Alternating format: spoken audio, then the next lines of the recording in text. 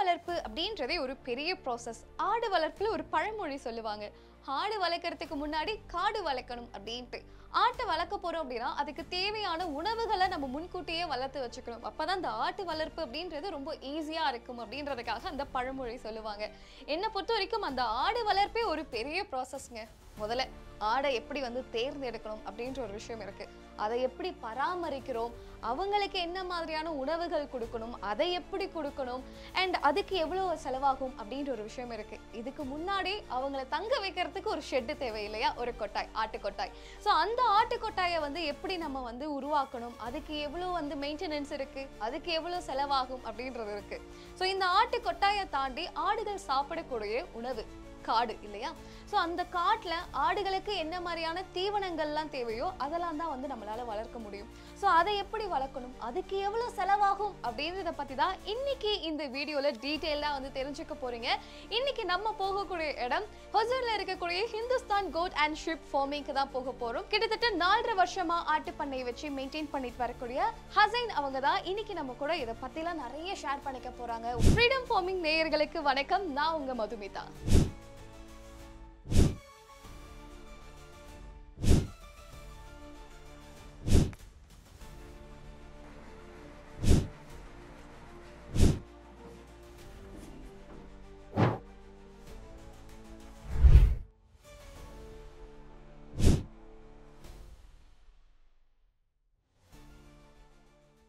நம்ம கூட ஹுசைன் இருக்காங்க. ஸோ அவங்க கிட்ட இதெல்லாம் எப்படி பண்ணணும், எதெல்லாம் செய்யலாம், எதெல்லாம் செய்யக்கூடாது அப்படின்றதெல்லாம் கேட்டு தெரிஞ்சுக்கலாம்.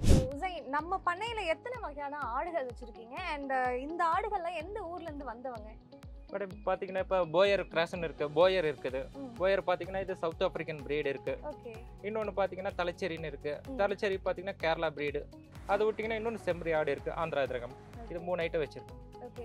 ஸோ இவங்களுக்குலாம் உணவு முறை எப்படி, ஒரே ஃபுட்டு கொடுப்பீங்களா இல்லை வேற வேற சாப்பாடுகளா? செம்பிளிங்கெல்லாம் ஒரே ஒரு ரகம் கொடுத்துருவோம் மேம். அதுக்கப்புறம் தலைச்சேரி போயர் இவங்களுக்கு ஒரு ரகம் கொடுத்துட்ருக்கோம். ஓகே. ஸோ இவங்களோட மெயின்டைன் அப்படின்றது எப்படி இருக்கும், எப்படி மெயின்டைன் பண்ணுறீங்க? ஸோ ஒருத்தவங்களுக்கு ஒரு மாதிரி இருக்கும் இல்லையா, அதை எப்படி பார்த்துக்கிறீங்க? மெயின்டைன்னா ஒன்றும் இல்லை மேடம். அது ஒரு இதுக்கு ஒரு தீனி போடுறோம், அதுக்கு ஒரு தீனி போடுறோம். எல்லாம் ஈக்குவல் டைமிங் பொறுத்து போட்டுக்கிறோம். 3 டைம் போடுறது. ஓகே. 3 டைம் அப்படினீங்க, என்னென்ன டைமிங்ல கொடுக்குறீங்க? டைமிங் பார்த்தீங்கன்னா காலைல 8 மணிக்கு ஒன்று கொடுக்குறோம், மதியம் பார்த்தீங்கன்னா 1 மணிக்கு, ஈவினிங் பார்த்தீங்கன்னா 6 மணிக்கு கொடுத்துறோம். ஸோ 3 வகையான ஆடுகள் வச்சிருக்கேன் அப்படின்னு சொன்னீங்க. அதுக்கு தீவன முறை எப்படி, வேற வேற இருக்குமா இல்லை ஒரே தீவனம் தான் கொடுத்துட்டு இருக்கீங்க? இல்லை மேடம், அதுக்கு 2 வகை பிரிச்சு தரோம் மேடம். தலைச்சேரிங்களுக்கு பார்த்தீங்கன்னா தீவனம் போட்டு தரோம். காலையில் ஒரு டைம் ஆடுற தீவனம் தரோம், மதியம் சைலேஜ் கொடுக்குறோம், திருப்பி ஈவினிங் ஒரு டைம் ஆடுற தீவனம் கொடுக்குறோம். இந்த மாதிரி 3 டைம் கொடுத்துருக்கோம். ஓகே. ஸோ இந்த 3 வகையுமே தனித்தனியாக பிரித்து வச்சிருக்கீங்க, அதுக்கு என்ன காரணம்? இது பார்த்தீங்கன்னா இது தலைச்சேரி பார்த்தீங்கன்னா ப்ரீடிங்கோசரம் வச்சுருக்கோம், அதனால் அது செப்பரேட்டாக இருக்குது. போயிருக்கு அதுக்கும் ப்ரீடிங் வச்சுருக்கோம் தனியாக. அது இல்லாத மட்டனுக்குன்னு சொல்லி செம்பிளி ஆடு வச்சுருக்கோம். இது 3 ஐட்டம் இருக்கும். ஸோ இதை தனித்தனியாக பிரித்து வைக்க காரணம் என்ன? பிரித்து வைக்க காரணம்னா இது குட்டிங்க தனியாக இருக்கிறது, பெருசுங்க இருந்தால் சாப்பிட விட மாட்டாங்க. அதனால இது பெருசுங்க தனியாக இருக்கு, குட்டிங்களுக்கு தனியாக வச்சுருக்கோம். அந்த மாதிரி. இந்த ஆடுகளுக்குன்ட்டு சப்சிடி ஏதாவது இருக்குங்களா? ஆடுங்களுக்கு இப்போ தலைச்சேரின்னு இருக்கு மேம், அதுக்கு சப்சிடி தராங்க, 50% தராங்க.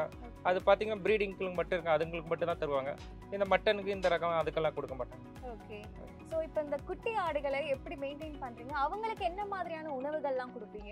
அவங்களுக்கும் பார்த்தீங்கன்னா சேம் இதே பெரியவங்களுக்கு கொடுக்குறதோ அதே இது கொஞ்சம் கம்மி பண்ணி கொடுப்போம் மேடம். அது மாதிரி இருக்கும். ஓகே. மக்கள் அதிகமாக விரும்பக்கூடிய ஆடுகள் இது?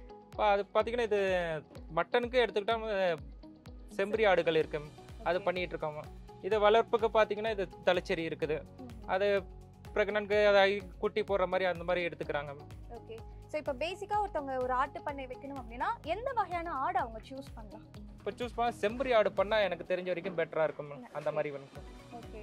ஸோ ஒரு செம்பரி ஆடு வாங்கணும், ஒரு பண்ணை வைக்கணும் அப்படின்னா குறைஞ்சது எத்தனை ஆடுகள் வாங்கலாம்? ஒரு 100 ஆடு மேக்ஸிமம் வாங்கிக்கலாம். ஓகே.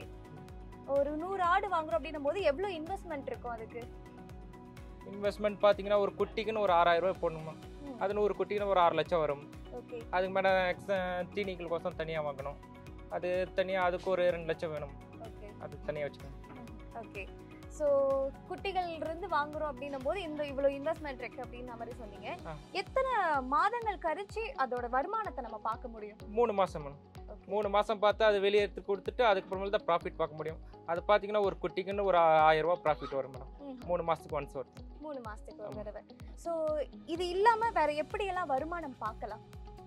இது இல்லாத பார்த்தீங்கன்னா அந்த கீழே வேஸ்டேஜ் வருது, எருவு வருது மேடம், அது ஒரு ப்ராஃபிட் வரும் மேடம். அதுக்கப்புறம் இப்போ 3 மாசத்துக்கு ஒன்று மட்டன் கொடுக்குறோம், அது 2 தான். ஸோ இப்போ நீங்க ஆடுகள் வந்து மக்களுக்கு கொடுக்கும்போது உயிரோட கொடுக்குறீங்களா இல்லை கறியா கொடுக்குறீங்களா? இப்போ தலைச்சேரி பார்த்தீங்கன்னா ப்ரீடிங்க்கு வந்து அது தனியாக கொடுத்துட்ருக்கோம். ப்ரீடிங்கும் பார்க்கும்போது மேல் வந்து 450 கொடுத்துட்ருக்குறோம், இது ஃபீமேல் வந்து 550 கொடுத்துட்ருக்கோம். ஓகே, இந்த மாதிரி. ஸோ இதில் மெயின்டைன் பண்ணுறதுலே எந்த ஆடு ரொம்ப மெயின்டைன் பண்ணுறது ரொம்ப ஈஸி? இது பார்த்தீங்கன்னா செம்பரி ஆடு தான் ஈஸியாக இருக்கும் கொஞ்சம். அது பார்த்தீங்கன்னா 3 டைமுக்கு தீனி போட்டால் அதை அந்த டைமுக்கு போட்டு ஃபாலோ பண்ணால் அதே கரெக்டாக இருக்கும். ஸோ ஆடுகள்லே வந்து கொஞ்சம் அக்ரெசிவான ஆடுகள்லாம் வந்து பார்க்க முடியும், துருன்னு ரொம்ப ஆக்டிவாக இருப்பாங்க. ஸோ அந்த வகையில் எதெல்லாம் வந்து சொல்லலாம்? பார்த்தீங்கன்னா போயர் இருக்கு மேடம். போயருக்கு பார்த்தீங்கன்னா மேலெல்லாம் இருக்கான், அவெல்லாம் கொஞ்சம் பார்த்தீங்கன்னா நல்லா சுறுசுறுப்பாக இருப்பான். இதே தலைச்சேரி இதுலேயும் மேலுங்க இருக்கு, இந்த 3 சைடு இருக்கு பார்த்தீங்கன்னா இது மேலுங்க தான் இருக்கு, அதெல்லாம் கொஞ்சம் சுறுசுறுப்பாக நல்லா இருப்பாங்க. ஸோ ஆடு குட்டி போட்ட உடனே அதை எப்படி செக்ரிகேட் பண்ணி வைப்பீங்களா இல்லை அம்மா ஆட்டு கூட விட்டுருவீங்களா? அது ஒரு 3 மந்த்ஸ் அம்மா கூடயே இருக்கு மேடம். அது 3 மந்த்ஸ்க்கு அப்புறம் அது செப்பரேட் பண்ணிக்கும். ஓகே, எதனால செப்பரேட் பண்றீங்க?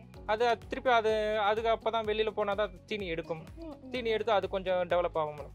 ஓகே, அது திருப்பி இன்னொரு தடவை அதுக்கு பிரெக்னன்ட்க்கு கரெக்டா இருக்கும். இப்போ நம்ம ஷெட் போடும்போதே அந்த குட்டி ஆடெல்லாம் தனியா விடுறதுக்கு அப்படின்னு தனி இடத்த ஒதுக்கிடணுமா இல்ல அதுக்கப்புறம் பொறுமையா ஒதுக்கினா போதுமா? இல்ல மேம், கண்டிப்பா அதுக்கு ஒரு செப்பரேட்டா ஒரு இடம் வேணும் மேடம். அதை அப்பதான் தீனி எடுத்து கத்துக்கும், அதை பழகிக்கும். செப்பரேட்டா விட்டாதான் அம்மா கிட்டே தாய்கிட்டே இருந்தா அது தீனி எடுக்காது. அதுக்கு செப்பரேட்டா விட்டா அது கொஞ்சம் தீனி எடுத்துக்கும். ஸோ நம்ம ஷெட்டோடைய பரப்பளவு எவ்வளோ சார்? செட்டோட பரப்பளவு இந்த செட்டு பார்த்தீங்கன்னா 55க்கு 35 இருக்கு மேடம். இதே ஒரு 8 பார்ட்டிஷனாக பிரித்து வச்சிருக்கோம். ஹைட் வைஸ் ஹைட்டு பார்த்தீங்கன்னா கீழே 6 அடி மேலே 6 அடி அந்த டோட்டல் ஒரு 12 அடி இருக்கும். ஓகே, ஷெட் போடணும்னா இந்த அளவுல தான் போடணுமா இல்ல இத தாண்டி வேற அளவுல கூட போடலாம்? இது நமக்கு இந்த செட் கரெக்டா இருக்கு மேடம். நம்ம சைஸ்க்கு நம்ம சூஸ் பண்ணி போட்டுக்கோம். இத மத்தவங்க போறாங்க, அவங்களுக்கு என்ன சைஸ் வேணுமோ அது தகுந்த மாதிரி அது போட்டுக்கலாம். ஓகே, சோ உங்க ஷெட்ல ஃப்ளோரிங்க்கு என்ன மாதிரியான ஃபைபர் வந்து போட்டுருக்கீங்க?